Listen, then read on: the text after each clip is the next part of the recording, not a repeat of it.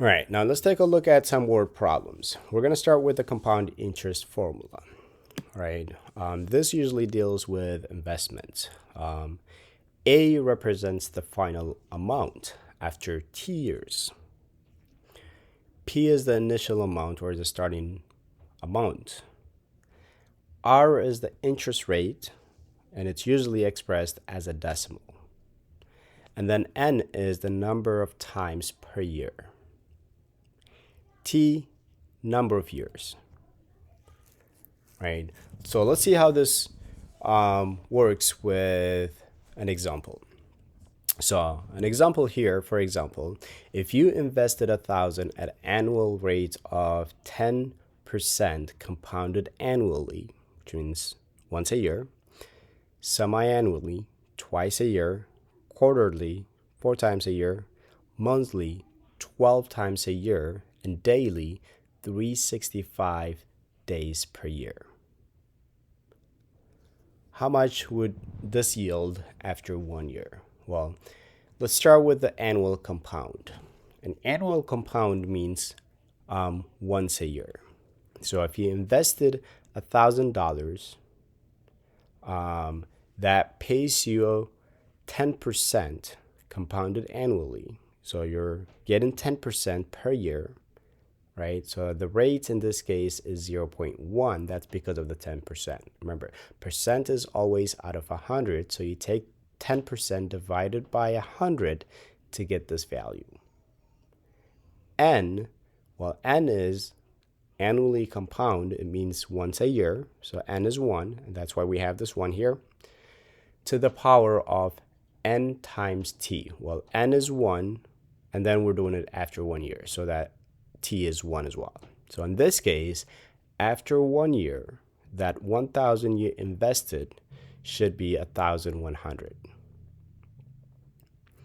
Well, what if it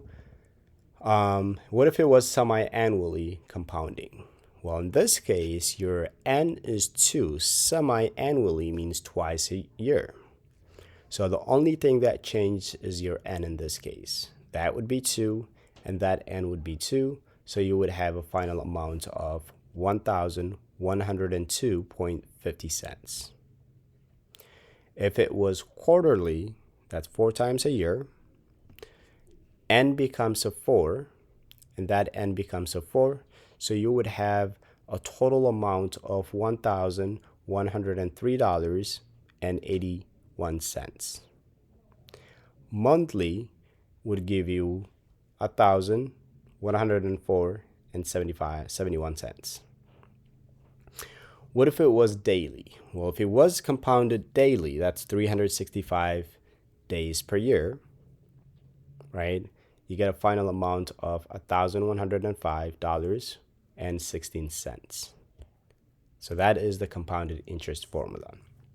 Now, we have another one that is continuously compounded. Well, the amount A after T years due to a principal P invested at an annual rate interest R compounded continuously is the following formula. Again, R is expressed in a decimal format. In this case, A is the final amount, P is the initial amount that you're starting with, and R is the interest rate, again expressed as a decimal, and T is the number of years. Let's look at the following example here. What rate of interest compounded annually is needed in order to double an investment in 5 years? So what rate? What is the R? Okay, so solution here is that if the principal P is to double, then the amount of A, the final amount we want, is 2 times that P. So we're going to use the compounded interest formula with N equals 1 and T equals 5 to find R. So let's go ahead and apply this formula here. P is the amount that we're starting with, and I want that to double, so that means my final amount here should be 2P, twice as much. What do we know? Well, we don't know the rate, but we know what n is, right? It's compounded annually, means once per year. So this is 1, and that is 1, and that's how you get this formula here. Now, if we simplify this, you get this equation here. We can divide both sides by p to get this right here, right? The p's cancel and the p's cancel. Now, what we can do here is that we can raise both sides to the 1/5 because I want to make that 5 disappear. So I'm going to raise both sides to the reciprocal of that number, which is reciprocal of 5 over 1 is 1 over 5. So let's raise both sides to the 1/5. Over here, 5 times 1/5 is 1. So on the right side, you're just going to get 1 plus r. On the left-hand side, you get 2 to the 1/5. Subtract 1 on both sides to get this. And using a calculator, r is going to be approximately equal to this right here in a decimal format. Now, if we want the percent, you can move the decimal to the right 2 place values, which would give you 14.87%. Or you can just multiply by 100 to convert it into a percent. So the annual interest rate in this case would be 14.87 to double your investment in 5 years. Let's take a look at another example. How long will it take for an investment to double in value if it earns 5% compounded continuously? Now, look at this, compounded continuously. It's the other formula that we're going to use. So, to double the investment, that's the continuously compounded. If I invested P amount of money, for that to double, my A has to be twice as much, in this case 2P. The rate is 5%, and to express this as a decimal format, divide that by 100 to get 0.05. Now we can substitute all that we know, so we have this right here. Let's divide both sides by P. Right? Now I have 2 equals e to the 0.05. In order to bring down your exponent, you have to apply that power property, right? You can take the logarithm or the natural logarithm. And in this case, the natural logarithm would be easier because it has a base e, and that's what we're using here. So I'm going to take the natural logarithm on both sides, the ln, which helps me bring down this exponent right here up front. The natural log of e is 1. You can check this with your calculator. So I have 1 times this portion right here, the 0.05t. So that gives me just this. Now I can divide both sides by 0.05. And that will give you t is approximately 13.86 years. Question B, how long will it take to triple at this rate? Well, for the initial amount to triple means A has to be equal to 3p, 3 times as much.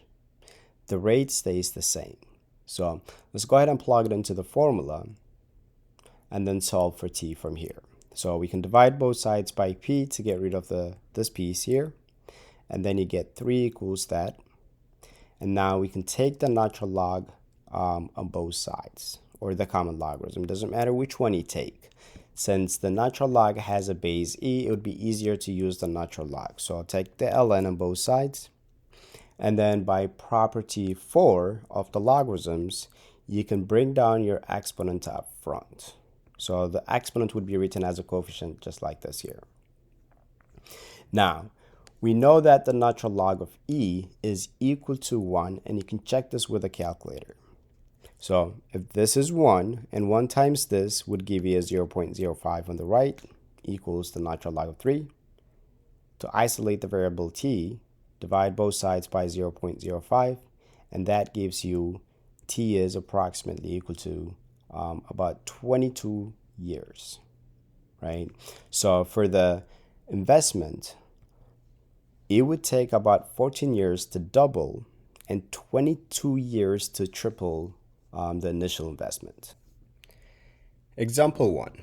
If you deposit $4,500 at 5% annual interest compounded quarterly, how much money will be in the account after 10 years? Okay, what we know here is that we know the initial amount that we're starting with, which is our P value. P is 4,500. The rate is 5%. So that means 5 divided by 100 gives you the decimal format, which is 0.05. Compounded quarterly means n is equal to 4, and our t is the time. Well, time in years, in this case, is 10. So we have all the information right here. We can use the compounded interest formula to figure out the total amount after 10 years. Here is our formula. If we substitute the values into the formula, we get this. 4 times 10 is 40. And if I simplify what's inside the parentheses, I get 1.0125. Remember, PEMDAS. We're going to do the exponent first. Some students multiply those numbers first and raise it to the 40. That's wrong. So you have to do this number raised to the 40 first, and that result times 4,500. And that gives you the following here, which simplifies into this. So after 10 years, the account will have a total amount of $7,396.29. Example 2, how long will it take for 3,000 invested at 5% compounded semi-annually to grow to 6,000? So basically to double that amount. So our initial or starting amount is 3,000. The rate is 5%. Remember, divide that by 100 to get the decimal format, 0.05. Compounded semi-annually means twice a year. So n is equal to 2. T we don't know in this case, but we know the final amount, which is our A value. The final amount after t years would be 6,000. So what we're trying to do here is we're trying to figure out what t is equal to. So let's use the compounded interest formula, plug in everything that we know. Now, the only unknown variable here is our t. So we're trying to figure this out. So we're going to simplify what's inside the parentheses, what I haven't read. And now we're going to divide by 3,000 to get rid of this number. And that gives you this. Now, what we have is an exponential equation. And by now we know how to solve an exponential equation. So take the natural log or the common logarithm on both sides to bring down your exponent. So we're going to take the ln on both sides. We're going to apply this power property right here, which states that if you have a logarithm of x to the a, this could be written as a times the logarithm of x. That is, the exponent comes up front. So in this case, we're going to have 2t as a coefficient here, and then that will become this right here. Now, since we're solving for t and everything here is being multiplied, inverse of multiplication is division. So let's divide both sides by 2 times the natural log of 1.025. And that will give us this right here. T is going to be equal to this number right here. If I use a calculator, that is approximately about 14.04 years. So it would take about 14 years to double that 3,000 to 6,000.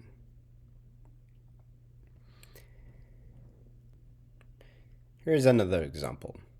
The number of bacteria present in a culture after t minutes is given as b equals 10e to the rate times t.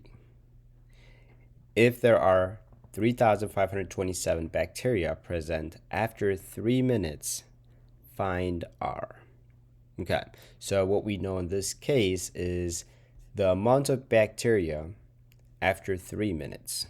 So that means our B value is 3,527, and the 3 minute represents the time, right? After 3 minutes, that's how much bacteria we have. So let's go ahead and plug those numbers into the formula to get this equation. Now we want to solve for R, and our unknown variable is written as an exponent here, so that's an exponential equation. So I'll divide both sides by 10. That simplifies into this. Now, since the base of this exponential is e, and I know e is the base of the natural log, I'm going to take the natural log on both sides. You could also take the log, it's fine. And then once you do that, what happens is the exponent can come down and be written as a coefficient. Now the natural log of e is equal to 1. So to solve for r, we just need to divide by 3. So the exact answer would be this. And then if I use a calculator, that would be equal to this number right here. So the exact solution is here for r, and the approximation would be right here. All right, example 4. Example 4. What principal P invested at 11% compounded continuously for 6 years will yield 1,210? Round the answer to 2 decimal places. Okay, so in this case, we don't know the initial amount. We don't know what we're starting with. We know the rate is 11%, T is 6, and the final amount is 1210. So that means we have the following values here. So since it's compounded continuously, I have to use the compounded continuously formula, which is this right here. Let's plug in everything that we know. Now the goal is to solve for the variable P. So we have to isolate this P right here. So I'm going to simplify or calculate this value right here first, e to this power. That simplifies into this number right here using a calculator. Now, to solve for P, we need to divide by what's in blue. So divide both sides by that number. This cancels. And the left-hand side simplifies into $625.39. So the principal amount, or the starting amount that needs to be invested at 11%, is $625.39. Example 5, which is polonium-210, has a half-life of 140 days. Suppose a sample of this substance has a mass of 300 milligrams. Find the mass remaining after T years. So in order to find the mass remaining after 1 year, I need to know the constant K, right? What is the half-life? Well, the half-life is for this amount that you started with. For that to decrease into half of it, which is 150, it would take about 140 days, right? So using the continuously compound formula, AT equals A0 e to the KT. AT is the final amount after T years. A0 is the starting amount, what you're starting with. K is the rate, and T is the time, right? So what we're starting with is the 300 milligrams, right? That's 300. T in this case would be the half-life, which would be 140 days. And because I'm interested in finding the K, I know it's going to take 140 days for this 300 milligram to decrease into 150 milligram, half of it. And if I do the calculation here, divide by 300, you get a 0.5 equals e to the 140 times K. Take the natural log on both sides. Exponent comes up front. Natural log of e is 1. right? So we have 140K equals the natural log of 0.5. Divide both sides by 140 to isolate the variable K. That's the exact solution right here for K, which is approximately equal to negative 0.004951. So for K value, try to use as many numbers as possible. Don't use negative 0.004 or 0.5. Now, to find the remaining amount after 1 year, I will use this as my K value. That's the initial amount. The K we know, the T we don't know, right? But we know the final amount that we want. Well, the final is what we want to figure out after 1 year or 365 days. So you have a of 365 is going to be equal to 300 e to the K, the value we came up with, and times T. Well, that's after 1 year. So remember, T is in days. So that means in 1 year, you have 365 days. And then if you simplify this, you get the final amount after 1 year will be 49.24 milligrams. That means it's gonna decrease from that 300 milligram that you have into 49.24 milligram.